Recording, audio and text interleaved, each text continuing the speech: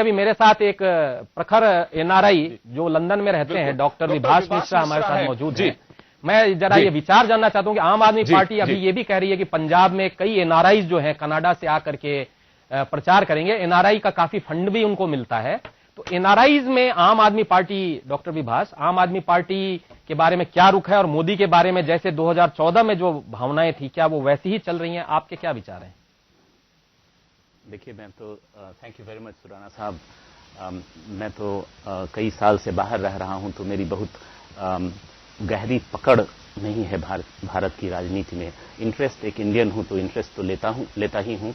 आमतौर पे मैं अपनी व्यक्तिगत राय बताऊंगा कि एक आम जो धारणा है कि राजनीति गंदी है, तो ये आजकल जैसा लग रहा है कि राजनीति में शालीनता, और हम आजकल राजनीति में स्टेट्समैन बहुत कम देख रहे हैं और पेटी पॉलिटिशियंस बहुत ज्यादा देख रहे हैं। ये आमतौर पे मेरी राय है। और शालीनता का इतना अभाव मैंने अपने होश में नहीं देखा है राजनीति में। और आम आदमी बड़े जोर शोर से भ्रष्टाचार के खिलाफ मुहिम चला के आई थी राजनीति में, लेकिन अब ऐसा दिखने लगा है कि उनका काम भी आरोप प्रत्यारोप से ऊपर कहीं बहुत कुछ ठोस उतना दिख नहीं रहा है।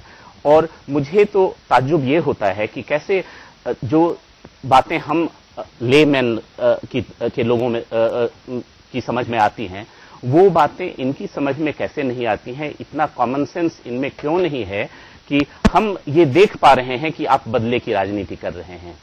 और जब आप बदले की राजनीति में उलझेंगे तो विकास का मुद्दा नेचुरली जरा साइडलाइन होगा। तो इसमें मेरी समझ से आम जनता सफर करती है। और जब आप एक पहुंचे हुए किसी मुकाम पे पहुंचे हुए पॉलिटिशियन के अगेंस्ट इस तरह की बात आरोप के बेसिस पे करते हैं, तो आपको ये भी याद रखना चाहिए कि आप सिर्फ उस पॉलिटिशियन का नहीं बल्कि उन करोड़ों लोगों का अपमान कर रहे हैं जिन लोगों ने मिलकर इनको चुना है और वहां भेजा है। Let them decide. इलेक्शन फिर आएगा, उनको डिसाइड करने दीजिए कि क्या वो उस लायक, उनको रिप्रेजेंट करने लायक हैं या नहीं। तो ये बदले की राजनीति से ऊपर उठना चाहिए, मेरी ये व्यक्तिगत राय है। बहुत सही कहा आपने विभाष। और जैसा कि एक एनआरआई जो दूर बैठा है, वो कई बार आप जब भीड़ से दूर होते हैं तो आपको सही पिक्चर नजर आती है। जब आप भीड़ के साथ खड़े होते हैं तो आपके पास नॉइज ज्यादा रहती है, तो सही पिक्चर नजर नहीं आती है। इसीलिए मैंने डॉक्टर विभाष को स्टूडियो आमंत्रित किया था कि जो दूर बैठे हैं राग और द्वेष से अलग हट करके वो क्या सोचते हैं, हमने उनके विचार जाने। अब बैक टू यू योगेंद्र। ये शुक्रिया डॉक्टर विभाष मिश्रा और सुराना साहब। हमें ये अंदाजा लगाया जा सकता है, मुझे लगता है कि डॉक्टर विभाष के वो अल्फाज राजनीतिक दलों के लिए एक लेसन भी होनी चाहिए जो एक यकीन करते हैं देश की पॉलिटिक्स में। और उनका साफ कहना है कि आरोप अगर आप लगाए तो उनके फैक्ट्स के आधार पे होने चाहिए, ये नहीं है कि अनर्गल किसी पे आरोप लगाएं। और भंडारी साहब आप लोगों से बहुत इम्प्रेस थे। अब उन्होंने, डॉक्टर विभाष ने कहा भी कि हमें अच्छा लग रहा था कि ये लोग एक करप्शन के खिलाफ वॉइस है इनकी, लेकिन आप लोग आरोप प्रत्यारोप लगा करके अपने जो फॉलोअर्स हैं, जो लोग आपसे जुड़े हुए हैं बिना किसी उसके कि भारत में राष्ट्रीय दल के रूप में दो बड़ी पार्टियां निकल करके आई, बीजेपी और कांग्रेस, दोनों ही अपने एक ही दिशा में चल रही हैं और पाक साहब पे उनको कहना बहुत मुश्किल होगा। और एक दूसरे को केवल आरोप और प्रत्यारोप, यानी कि अगर आरोप प्रत्यारोप लगाते हैं, कहीं पे कंट्रोवर्सी होती है तो विकास बाधित होता है। आप ये अंदाजा लगा सकते हैं कि हजारों किलोमीटर दूर बैठे हमारे देश के प्रतिनिधि वहां इस बात का चिंतन कर सकते हैं। तो मुझे लगता है कि आप लोगों को तो जनता के बीच 5 साल में एक कड़ी परीक्षा के लिए भी जाना पड़ता है। उसके अलावा एक जवाबदेही है, ब्यूरोक्रेट से ज्यादा जवाबदेही विधायिका की है। तो आप लोग क्यों नहीं समझते हैं पूरा टाइम एक जाया कर रहे हैं आप लोग कि बस एक नरेंद्र मोदी को टारगेट करके? नहीं योगेंद्र जी, देखिए सुराना साहब की इस बात से मैं सहमत नहीं हूं कि हम मीडिया में आने के लिए ऐसा करते हैं। स्टार्ट कौन करता है मुझे बताइए? हमारे सीबीआई को भेजा है। मैं कहता हूं जब ये आरोप लगा मोदी जी के ऊपर कि सहारा से पैसे लिए, डायरी में एंट्री थी कि एक ईमानदार प्रधानमंत्री को सामने आना चाहिए था। कोई बात नहीं भाई, एफआईआर करो, जांच करो, कोई दिक्कत नहीं है, मैं खुद जांच का ऑर्डर देता हूं। तो लगता है रियली हमारा प्रधानमंत्री ईमानदार प्रधानमंत्री है जिसको डर नहीं है। डिग्री दिखाने में क्या डर आ रहा है? आप कह रहे हो हम आरोप प्रत्यारोप, डिग्री दिखाने में क्या डर आ रहा है? केजरीवाल साहब ने अपनी डिग्री तुरंत दिखाई नहीं दिखाई। अभी आप देखिए स्मृति ईरानी डीयू से कह रही है कि नहीं नहीं मेरी डिग्री मत दिखाना। क्या दिक्कत आ रही है आपको भाई? ईमानदार हो, ईमानदार राजनीति चाहते हो, ईमानदारी चुनकर के आए हो, तो जांच को दिक्कत क्या आ रही है? हम भी तो करें। हम ये नहीं कह रहे हैं कि मोदी जी हमारी जांच मत कराओ, ये नहीं काम नहीं कि सीबीआई जांच आप कराओ आराम से। हम तो बल्कि वहां पहुंचे भी थे कि भाई हमारी जांच कर लो आप। सवाल ये है कि आप बदले की भाव से, गलत भाव से अपने लोग जांच करें। साहब आप कह रहे हैं कि जांच कराना चाहते हैं, नहीं करप्ट लोग जांच क्यों करें? जो सौम्या का केस है जिससे कंसल्टेंट बना दिया गया, देखिए आप लोग थोड़ा डिफरेंट दिख रहे हैं। नहीं, डॉक्टर विभास ने क्या कहा हमने कि हम लोग आप लोगों को थोड़ा सा अलग चाहते थे। अगर सौम्या कंसल्टेंट बन रही है, ये तो बीजेपी और कांग्रेस और दूसरी पार्टियों में भी होता है कि अपने नजदीकी रिश्तेदारों को कहीं ना कहीं आप कंसल्टेंट बना दीजिए। आपको देख रहा है करप्शन हुआ। देखिए बात क्या है, हम किसी आए थे, हम आए थे करप्शन खत्म करने के लिए। करप्शन आप भेजना, जब हमारा एक मात्र सौम्या के केस में जानना चाह रहा हूं, हमारे क्लिनिक में मैं गवर्नमेंट के योगेंद्र जी कंसल्टेंट उन्हें चुना गया। आप ये देखिए, मुझे आप बताइए, एकमात्र हमें कैबिनेट मिनिस्टर की हमें जानकारी हुई कि आदमी ने 8 लाख 6 लाख बिल्डर से लिए हैं, हमने तुरंत उसको हटाया, एग्जाम्पल दिया। सर मैं स्वागत करता हूं, बहुत अच्छा किया। सवाल ये है, अगर करप्शन पेश की है, लेकिन करप्शन होगा, सौम्या के केस में हम आए जवाब चला दिया। नहीं, हम आए सत्येंद्र जैन, हम आए मिनिस्टर ऑफ हेल्थ है दिल्ली सरकार के, उन्हीं अपनी बेटी को कंसल्टेंट बना रहे उसी विभाग की। हम आए करप्शन दूर करने के लिए। मेरी बात समझिए आप देखिए, वैट 14.5% 5% की हम करप्शन कम करने की कोशिश कर रहे हैं ना। जो पुल महंगा बनता है 300 करोड़ में, हम 200-150 करोड़ बना रहे हैं। सर देखिए बहुत लंबा हो जाएगा, समय कम है हमारे पास। नहीं सवाल ये, नहीं हमने जो वादे हम वादे करके आ रहे हैं, उसमें जानना चाह रहा हूं। नहीं अगर किसी को नहीं कोई ईमानदारी बढ़िया काम करने वाला है, कोई एक्सपर्ट है, तो उसको जिम्मेदारी कैसे आ रही है? बीजेपी और कांग्रेस में ईमानदार लोग नहीं है। और तो मैं यही तो कह रहा हूँ ना, इनको पूरे देश में अभी नजर आ रहा है बेईमान। तो यही कह रहा हूँ ना, जो मालूम है ना, गडकरी जांच करा लेते, मायावती की जांच करा लेते, मुलायम की जांच करा लेते, पवार साहब जांच करा लेते, जो जिनके लोग जानते हैं भ्रष्ट हैं। बादल सरकार सब कौन नहीं कह रहे हैं, बीजेपी कह रहे हैं, सिद्धू भी कह रहे हैं भ्रष्ट है ये, बीजेपी वाले कह रहे हैं भ्रष्ट है ये, ड्रग्स से कारोबार चल रहा है गुरदासपुरा नहीं आप बोलते हैं कुछ करती है, गुरदासपुरा में अटैक हुआ, आपने सीबीआई जांच क्यों नहीं कराई वहां पर? चले मैं तो कहना चाह रहा हूं, देखिए हमें टारगेट जवाब लेना चाहूंगा, हमें टारगेट बनाने के लिए 30 सेकंड में जवाब चाहता हूं आपका। मोहल्ला क्लिनिक आप लोगों का एक देश के लिए कहूं कि पायलट प्रोजेक्ट के रूप में है ना, मैं मानता हूं इस बात को। लेकिन सौम्या, क्योंकि जो आरोप लगते आए हैं राजनीतिक दलों पे कि अपने भाई भतीजावाद, अपने नजदीकी रिश्तेदारों को किसी ने अपॉइंट कर दिया, ये आप कैसे बच सकते हैं इससे? नहीं मेरी बात मैं आपको कहना चाहता हूँ, यही मानना चाहिए। नहीं आप बताइए राजनीतिक दल में सवाल ये है, आप बताइए करप्शन का क्या किया जा रहा है? हमें तो बताइए करप्शन क्या है, तो आप बताइए। जैन जी की बेटी है तो करप्शन किया हो तो बताओ ना, बेईमान बताओ ना, एक्सपर्ट आदमी और अच्छा मिलेगा।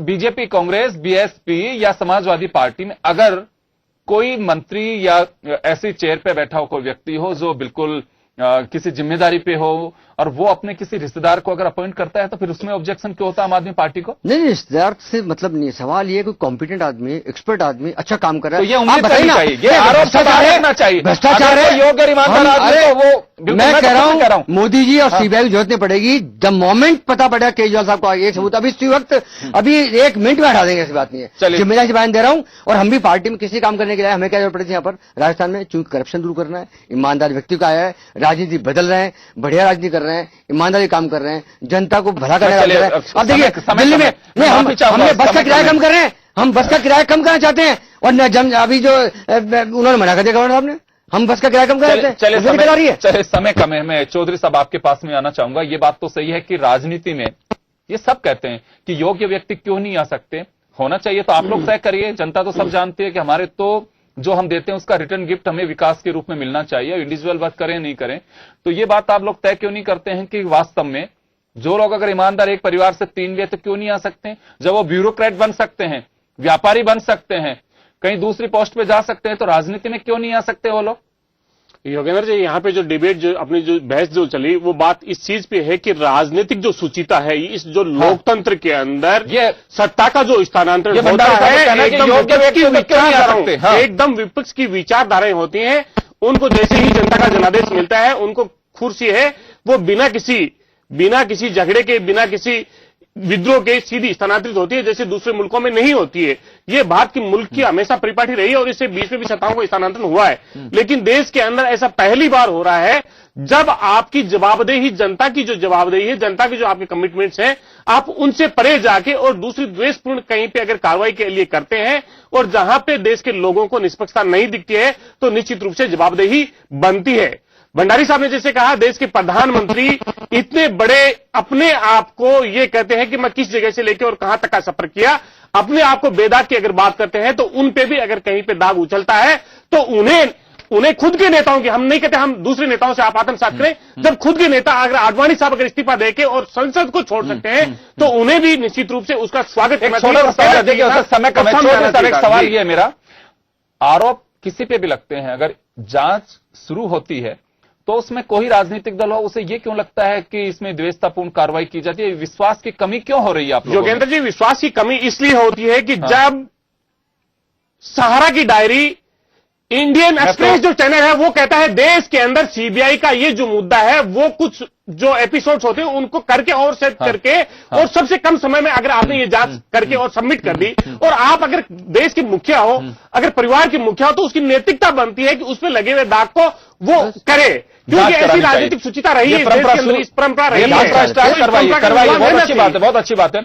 नेशनल हेराल्ड केस के अंदर अगर आरोप लगते हैं सोनिया गांधी, राहुल गांधी पे, तो उसमें पूरी कांग्रेस सड़कों पे उतरती है, वो एहसास कहीं न कहीं झलकता है। या बीजेपी के किसी नेता पे आरोप लगता है, जब आप लोग सत्ता में होते हो तो वहां लगता है कि हमें टारगेट किया जा रहा है, तो ये आप एक दूसरे को जानते हो बहुत अच्छे से कि हम सीबीआई को यूज कर रहे हैं। जो घोटाला हुआ, जो पीढ़ी के अंदर जो आने वाली नासूर, जो पीढ़ियों के अंदर जो जहर घोला है, जिसमें 150 जो गवाह बने, उन गवाहों की हत्याएं हुई है, ऐसा इस देश के अंदर कभी कत्लेआम नहीं हुआ। जो गवाह बने उनकी सुरक्षा की जिम्मेदारी उनकी बनती है, क्यों नहीं है? भुगतेंगे तो बात कर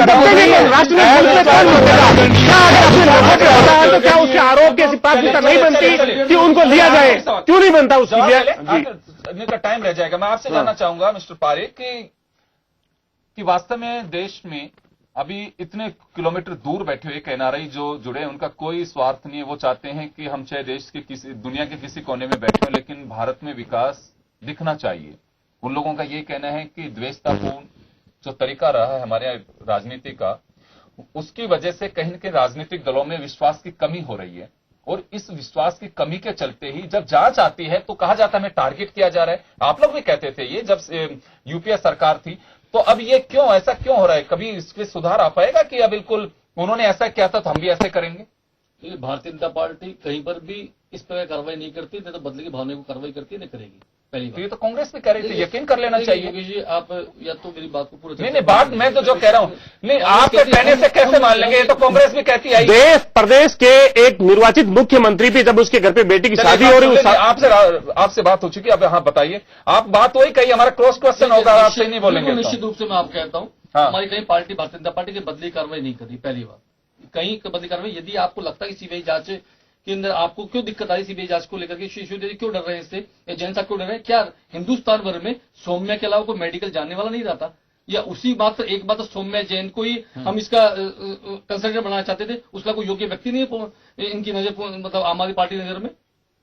मैं समझता हूं इससे बड़ा दुर्भाग्य इस देश का कोई हो नहीं सकता कि एक बाप, एक पिता मंत्री है और बेटी कंसल्टेंट बन के आ रही है, उस परिवार को फायदा पहुंचाने का मात्र प्रयास किया जा रहा है। पहली बात, ऐसा कभी नहीं हुआ, और ऐसा हो रहा है तो गलत हो रहा है। इस बात को आम आदमी पार्टी को तुरंत स्वास्थ्य मंत्री को इस्तीफा देकर के बताना चाहिए था, पहली बात। दूसरी बात, मोदी बार बार आरोप लगा, सुप्रीम कोर्ट ने स्पष्ट निर्देश है, किसी के कहने मात्र से कोई दोषी नहीं हो गया होता। इसमें जैन डायरी पर सुप्रीम कोर्ट आदेश आ चुके हैं, और आपकी अभी एक याचिका आप लोगों ने दायर की थी, उस पर सुप्रीम कोर्ट ने स्पष्ट आदेश दिए। तो बार बार मोदी जी को एक सहारा के माध्यम से, अन्य माध्यमों से कटघरे में खड़ा कर, और जो अभी भी माता जी सुराणा जी कहती थी कि प्रचार के मात्र जाने का प्रयास जो कांग्रेस के द्वारा या आम आदमी पार्टी द्वारा किया जा रहा है। चलिए, मैं माफी चाहूंगा, समय का अभाव है, और हम चर्चा कर रहे थे, इसमें कहीं न कहीं राजनीति की सुचिता का अभाव हमारे यहां दिख रहा है, और जो राजनीतिक दलों में अविश्वास पनपता जा रहा है जांच के दौरान, वो वजह यही है कि सब जानते हैं कि जब वक्त आता है तो वो भी इसी तरह से उसे टूल बनाते हैं इन्वेस्टिगेशन एजेंसीज को। जब मालूम है तो सब ये भी जानते हैं कि इसके परिणाम क्या होंगे।